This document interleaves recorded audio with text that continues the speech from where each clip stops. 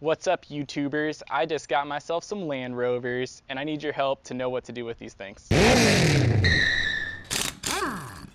So long story short on how I got these Land Rovers, my uncle's neighbor purchased a house in their neighborhood, and these beauties were sitting behind it. My uncle and his neighbor didn't want them or didn't know what to do with them, so I got them.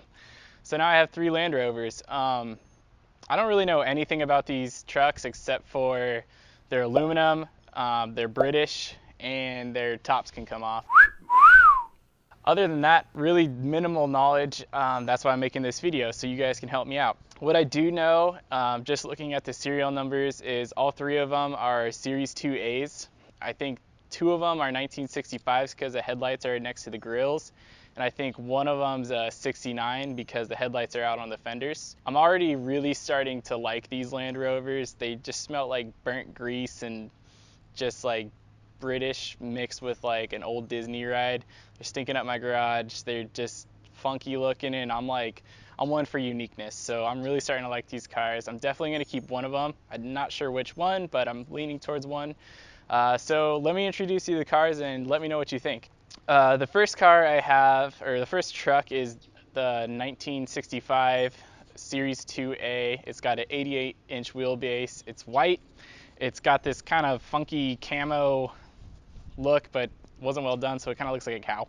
I named all 3 of them. I named this one Laurel. So Laurel is probably the most taken apart of all 3 of them, but I kind of went through all the cars, or all the trucks, and I found pretty much all the parts for Laurel. So that I opened up the engine bay at first and saw nothing but a block and got kind of nervous, but then I actually felt okay about it because I found all the parts for the engine. I found the intake manifold, exhaust manifold, starter, literally everything except for the radiator, but that's okay, we can find a radiator.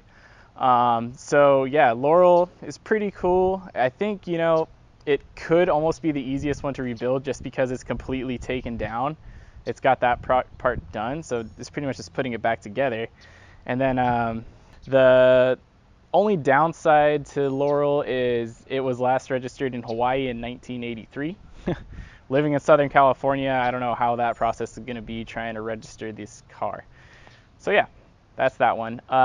Next on my list is the big beauty, Beatrice.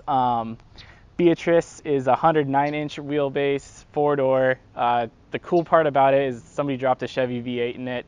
For me, that would be really nice because I know how to rebuild Chevy V8s, or like small block Chevys from old classic restorations I've done in the past. The downside of Beatrice is I'm pretty sure she's haunted. I found 2 skulls in this thing, and it's like a rat nest. It smells like pee. It's a pretty disgusting car, so I almost don't know if rebuilding her would be worth it. I don't know if the juice is worth the squeeze. It's pretty rusty. She stinks. It's big. I don't know. But, you know, in the end, Beatrice could be the one that's worth the most. Based on what I saw online, the 2 doors go anywhere 15 to 30,000, but then the 4 doors can be worth, you know, a lot more than that. So who knows? Maybe I'll rebuild her too. The last car is the red one I particularly like the most, and it's sitting right behind me. This one I named Sally. Sally is complete. Like, it has all its parts, the engine's all there, all the tubes, everything. Of course, I'll have to redo the tubes and brake lines and things like that, but for the most part, she's all there. So this one will probably be the easiest to rebuild. The other thing about Sally, so Beatrice and Laurel are both 65s, I think. Correct me if I'm wrong. Sally is what I think a late 1968 to 69, because what I read online is Series 2As, which they all are, said that in the late 68 to 69, they had to switch the headlights to the fenders, which this one has, but it still has a serial plate saying Series 2A. So who knows? Maybe this one is actually worth a lot because it's really rare or something. I don't know. But so Sally, yeah, she's complete. She has all her parts there, so I'm pretty sure I'm gonna keep her no matter what and rebuild her.